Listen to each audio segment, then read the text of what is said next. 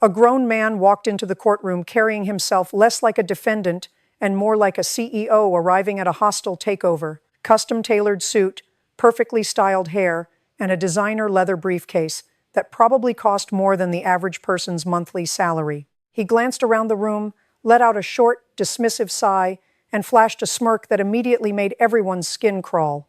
This was Marcus, a general contractor by trade, but a professional manipulator by habit. And what happened over the next hour in this courtroom would completely dismantle his perfectly curated illusion of untouchability. Marcus was the kind of guy who sold promises and delivered nightmares. He didn't just target anyone, he knew exactly how to spot vulnerability. The plaintiffs sitting across from him were the perfect example, a young, exhausted couple holding a thick, disorganized folder of financial documents. They had poured their entire life savings into a home renovation, a nursery for their newborn, a safe roof, a foundation they could trust. Marcus had promised them the world, but instead of a finished home, they were left with a demolished living room, exposed wires, and a bank account drained to the very last cent. Yet, sitting at the defendant's table, Marcus didn't look like a man who had just stolen a family's future. He looked bored. He adjusted his heavy gold watch, tapped a manicured finger against the mahogany table, and leaned back in his chair, like this entire legal proceeding was just a minor inconvenience in his busy schedule. He carried the dangerous, quiet confidence of someone who had spent years operating in the gray areas of the law and walking away unscathed. In Marcus's mind, he had already won. He was a master of the paper trail. He brought fabricated invoices, fine print clauses, hidden in massive contracts, and a silver tongue that had talked him out of a dozen similar disputes before.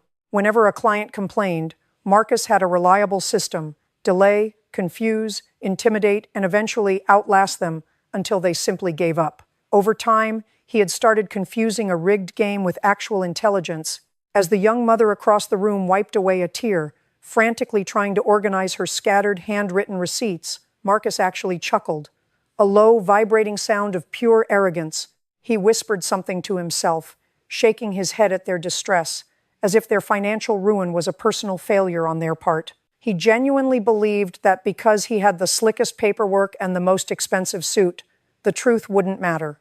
He had absolutely no idea that the judge presiding over this room had zero tolerance for predators. The smirk was still firmly glued to his face, but the countdown to his absolute humiliation had already begun. The husband, David, stood at the plaintiff's table, his hands trembling slightly as he gripped the edges of the podium. He wasn't a public speaker, he was just a father trying to protect his family. His voice was thick with exhaustion as he began to outline the nightmare they had been living for the past 8 months. He explained how Marcus had demanded a massive upfront deposit to secure materials, only to send a demolition crew that ripped their home down to the studs and then vanished. David described the freezing nights they spent huddled in a single intact bedroom with their newborn, listening to the wind howl through poorly sealed plastic tarps. He spoke about the exposed electrical wires dangling dangerously close to the floor, a constant, terrifying hazard. It wasn't just a breach of contract, it was a violation of their safety. Every word David spoke carried the heavy weight of a man who had trusted the wrong person and paid the ultimate price for it. The gallery listened in absolute stunned silence. You could feel the collective heartbreak and outrage filling the room. But Marcus? Marcus wasn't listening. He leaned his head on his hand, completely unbothered, gazing up at the ceiling tiles, as if counting them was more important than the destruction he had caused. While David described the terror of raising a baby in a hazardous construction zone, Marcus casually picked a piece of lint off his custom-tailored sleeve. He didn't show a single ounce of remorse. In fact, he looked annoyed. When David's voice cracked while talking about their empty bank account, Marcus let out a loud, theatrical sigh and muttered, "Here come the waterworks." The disrespect was palpable. It hung in the air, thick and suffocating. A woman in the back row gasped. The bailiff shifted his weight, his eyes narrowing at the defendant's table. Arrogance has a way of making people blind to their surroundings, and Marcus was so blinded by his own perceived power that he forgot where he was. He was treating a court of law like a customer service desk he could just talk over. He assumed the tears and the emotions would be dismissed as mere drama. After all, he had the signed contracts. He had the fine print. In his mind, the law was a weapon for the wealthy, not a shield for the weak. What Marcus failed to notice was the sharp, piercing gaze fixed directly on him from the bench. Judge Judy hadn't said a word yet. She didn't bang her gavel. She didn't yell. She simply watched him. She observed the eye rolls, the smirks, the total lack of basic human decency. She was letting him get entirely comfortable in his arrogance, because she knew something he didn't. When a man like Marcus builds his entire defense on the illusion of power, the most effective way to break him is to let him climb as high as possible before pulling the ladder out from under him. And the climb was almost over. When it was finally Marcus's turn to speak, he didn't just stand up. He practically stretched, buttoning his suit jacket with the leisurely pace of a man ordering a cocktail. He approached the podium, spreading out his neatly tabbed, color-coded binders. He didn't look at David or his weeping wife. He looked directly at Judge Judy, flashing a brilliant, rehearsed smile, assuming he was dealing with an equal who would appreciate his ruthless business acumen.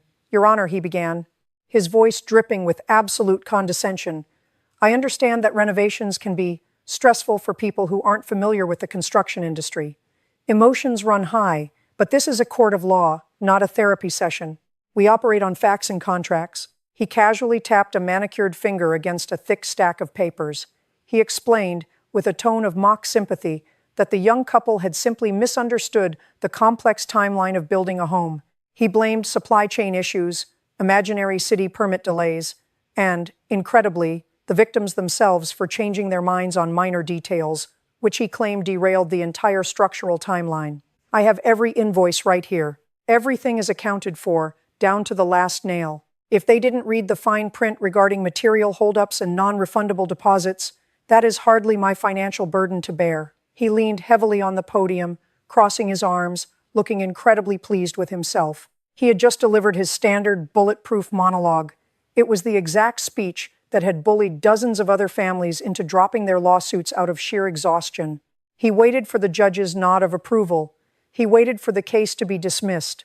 Instead, he was met with a silence so absolute it felt like the air had been physically sucked out of the room. Judge Judy hadn't even glanced at his impressive, expensive binders. She was staring directly at him over the top of her glasses, her expression completely unreadable. The smugness on Marcus's face twitched, just for a fraction of a second, as the heavy silence stretched on. He cleared his throat, suddenly hyper-aware of how loud the sound was in the quiet courtroom. He opened his mouth to reiterate his point about the invoices, trying to fill the void, trying to regain the absolute control he thought he possessed. "Are you finished?" she asked. Her voice was remarkably quiet, yet it cut through the room like the crack of a whip. It wasn't an invitation to continue speaking, it was a warning. Marcus gave a small, uncertain nod, his confident smile finally faltering. "Good," she said, leaning forward, resting her hands flat on her mahogany desk. "Because I have been sitting here, observing you for the last 20 minutes, and listening to you talk for the last 5, and I haven't heard a single word of truth yet. You think those papers protect you. You think a fancy binder and a tailored suit make you a legitimate businessman. But in my courtroom, a printed piece of paper does not excuse a con artist." The gallery collectively held its breath. The shift had happened. The predator had just become the prey. The evidence room was quiet, but the air was thick with the kind of tension that precedes a storm. Marcus stood by the witness stand, still trying to project an air of unbothered superiority, but the cracks were beginning to show.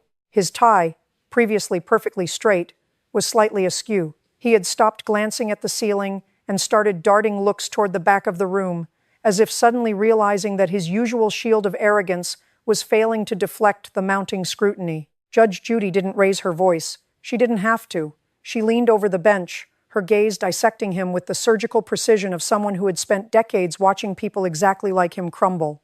"Mr. Marcus," she said, her tone deceptively calm, "you seem to be under the impression that this courtroom operates on the same loose rules as your construction sites. Let me be very clear. You are not here to sell me a dream, and you are certainly not here to lecture these people on industry standards. You are here to answer for the fact that a family with a newborn is living in a house that you, by your own admission, left in shambles."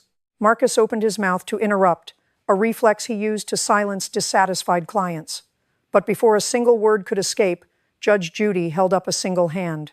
The gesture was small, but it was enough to stop him dead in his tracks. The gallery remained deathly still. No one dared to cough, no one dared to shift in their seat. The authority radiating from the bench was absolute. She wasn't just a judge at that moment. She was the physical manifestation of the consequences Marcus had spent his entire career avoiding. "I have seen the photos of this property," she continued, her eyes never leaving his face. "I have seen the exposed wires. I have seen the lack of basic structural integrity. You have the audacity to sit there and blame supply chain issues for the fact that you took every penny this family had and left them with a pile of debris? You are a contractor. You are supposed to be a professional.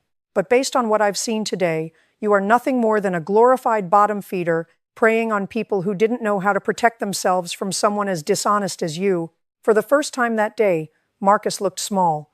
The expensive suit seemed to sag on his shoulders. The smirk, that habitual, defensive smirk, had vanished, replaced by a tight, pale line of anxiety. He realized, perhaps for the very first time in his life, that he couldn't charm, intimidate, or paper trail his way out of this room. He was in the presence of someone who saw through the facade, someone who cared nothing for his status, his money, or his carefully constructed lies. The room felt like it was closing in on him. He wasn't the smartest person in the room anymore. He was just a man facing the bill for his own cruelty. And Judge Judy was just getting started. Marcus stood frozen, his face flushing a deep, mottled red. The insult had hit him with the force of a physical blow. He reached for his binder, his hands fumbling slightly as he tried to find a page to anchor his crumbling defense. "Your Honor," he stammered, his voice lacking its earlier polished arrogance, "I have the contracts here. I have the signed agreements. This is a civil matter of budget overruns, not some criminal act. I have a business to run." Judge Judy didn't even look at the binder. She waved it away with a sharp flick of her wrist, as if it were nothing more than a piece of trash. "Save your breath, Mr. Marcus. I don't care about your contracts. I care about the reality of what happened inside that home. You talk about budget overruns, but I'm looking at photos of a kitchen that looks like it was hit by a wrecking ball and left there to rot for months. You aren't a contractor. You're an opportunist who saw a young family, saw their savings, and decided you were going to take it all without the slightest intention of finishing the work." The courtroom went deathly silent again.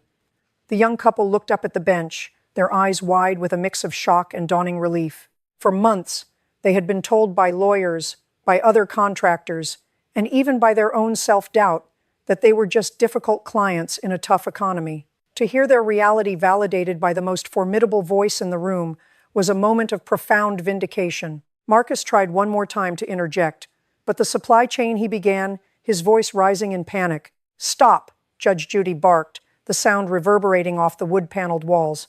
"I am done listening to excuses. You are a grown man who makes his living, taking advantage of people who trusted you. You have absolutely no remorse, no professionalism, and clearly no understanding of what the word integrity actually means. You think you're smart? You're just a bully who got caught." She leaned back, her eyes narrowed into slits of pure focus. "And I don't like bullies." The atmosphere in the room had shifted entirely. Marcus had entered with the aura of a man who held all the cards. But as he stood there in the center of the courtroom, he looked small, exposed, and entirely out of his depth. The power dynamic hadn't just changed, it had been completely annihilated. The silence that followed wasn't just a lull in proceedings, it was the sound of a reputation being incinerated in real time. He looked at his beautiful leather briefcase, then at the judge, and for the first time, he realized that no amount of fancy tailoring could hide the fact that he was, at his core, a man with nothing but empty promises to show for his life's work. The trial had barely entered its middle stage, but for Marcus, the war was already lost. Marcus fumbled with his documents, his hands slightly shaking now. He tried to pull a specific invoice from his binder, his eyes frantically scanning for a justification that didn't exist. "Your Honor," he stammered, his voice lacking its earlier, polished arrogance. "As you can see here, the cost of materials spiked in Q3, and I had to pivot the project plan to ensure we stayed within the original scope." Judge Judy leaned over the bench, her glasses perched on the tip of her nose. "Mr. Marcus, spare me the lecture on market fluctuations. I asked you about the work that wasn't completed. You claimed in this contract, which, by the way, looks like it was typed up in a basement 5 minutes before you walked in here, that you purchased high-end fixtures for the bathroom. I have here a sworn statement from the supplier you named. They have no record of you ever placing that order. Not in Q3, not ever. So, tell me, where did that money go?" The silence in the courtroom was deafening. Marcus looked as if he had been slapped.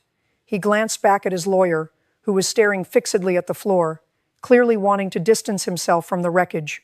Marcus tried to stammer out an explanation about a miscommunication with the vendor, but Judy cut him off with a look that could freeze fire. "Don't lie to me. I've been doing this for 40 years. I can smell a lie before it even crosses your lips. And yours? Yours is rotting the entire room." She began flipping through the papers he had provided earlier, tossing them aside with open disdain. "These invoices, they are works of fiction. You charge these people for marble countertops that were never installed, for plumbing work that the city inspection report, which I also have here, proves was never even started. You didn't just misunderstand the timeline. You orchestrated a systematic fleecing of a young family who didn't know better. You thought you were the smartest person in this room, didn't you? You thought you could come in here, flash a smile, show off a nice suit, and bully your way into a dismissal. Well, you're not the smartest person here. You're a thief." Marcus's face had drained of all color. The arrogance that had protected him for years was dissolving, layer by layer, under the blistering heat of the truth. He tried to interrupt again, his voice cracking, but Judy silenced him with a single, sharp gesture. David, the plaintiff, finally sat up straight. For the first time, he saw the man who had destroyed his home for what he truly was. Not a powerful businessman, but a desperate, cornered man facing the consequences of his own greed. And Judge Judy was only just getting started. Marcus's confidence, while battered, hadn't completely vanished, not yet. He had one last ace up his sleeve, his father. Sitting in the back of the courtroom was a man of significant local standing, someone whose name opened doors and silenced bureaucrats. Marcus caught his father's eye and gave a subtle, confident nod, clearly communicating, "Don't worry, I've got this handled." He truly believed that even if the judge was being difficult, his father's reputation and influence would be the ultimate safety net. He looked around the courtroom with that familiar, smug air of superiority, as if the entire proceeding were just a temporary hurdle that his connections would soon dissolve. Judge Judy, seeing this interaction, didn't let it slide. She paused, peered over her glasses, and motioned for the bailiff. "I would like to call a witness who can verify the financial origins of the company Marcus operates under. Please bring in his father." The room shifted. You could practically hear the collective intake of breath. Marcus's father, a man with a rigid, upright posture and the stern face of someone who had built a business from nothing, walked to the stand. He didn't look at his son. His face was a mask of cold, professional distance. Marcus's smirk widened. He adjusted his suit jacket, feeling a wave of relief.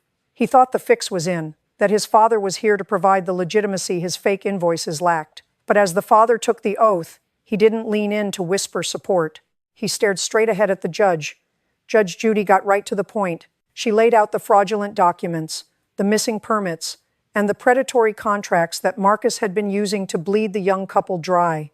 She asked the father, clearly and bluntly, if these documents were official, corporate records of the company he had helped found. The silence that followed was suffocating.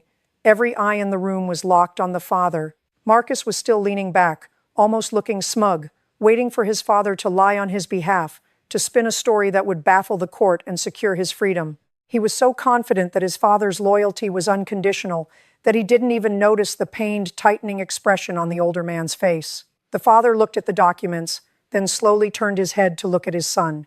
It wasn't the look of a man about to save his child from a mistake. It was the look of a man seeing a stranger, a man he had raised with values he realized had been completely discarded. "Mr. Marcus," the father said, his voice quiet but echoing clearly in the silent room, "those are not our records. I have never seen these invoices before in my life." The air went out of Marcus like a punctured tire. His smug expression didn't just fade, it shattered. He realized in that instant that his father wasn't here to save him. He was here to save the family name from the wreckage Marcus had created. The safety net hadn't just disappeared. It had been pulled out from under him by the very person he thought would hold it steady. His face went from pale to ghostly white as the weight of the betrayal. His own betrayal of their family finally crashed down on him. The courtroom was no longer his playground. It was a mirror, and for the first time, Marcus was forced to look at exactly what he had become. The courtroom remained deathly still as the weight of the father's testimony settled over the room. Marcus sat slumped in his chair, his gaze fixed firmly on the polished floor. The bravado, the smug smiles, and the rehearsed defensiveness, it had all evaporated, leaving only a man who had been caught in his own web of deceit. The father, having delivered the final blow to his son's credibility, remained standing for a moment, his face a portrait of weary disappointment. He didn't offer a look of sympathy to Marcus. He simply nodded once at the judge and walked back to his seat, distancing himself from the wreckage. Judge Judy didn't need to ask for closing statements. She had heard enough. She leaned forward, the harsh fluorescent lights of the courtroom reflecting off her glasses, and turned her attention to the defendant. "Mr. Marcus," she began, her voice low and dangerously steady. "You walked into this room thinking you were a shark in a pool of minnows. You thought your name, your expensive suit, and your carefully constructed paper trail were a suit of armor that would make you untouchable. You were wrong." She paused, ensuring every word landed with impact. "You are not a businessman. You are a predator who disguised himself as a professional. You looked at a young family, people starting their lives, building a home, and saw nothing but a target for your own greed. You didn't just fail to finish a job. You systematically dismantled their sense of safety, their financial future, and their trust." The judge then issued her verdict. It wasn't just a simple order for restitution. It was a total dismantling of Marcus's business practices. She ordered the full repayment of every cent stolen, plus damages for the hazardous living conditions the family was forced to endure. Furthermore, she added, her eyes narrowing, "I am reporting your company's conduct to the state licensing board. A man who operates with the ethics of a con artist has no business holding a contractor's license." Marcus stood up to speak, perhaps to beg or to offer one final excuse, but the judge cut him off with a single, sharp gesture.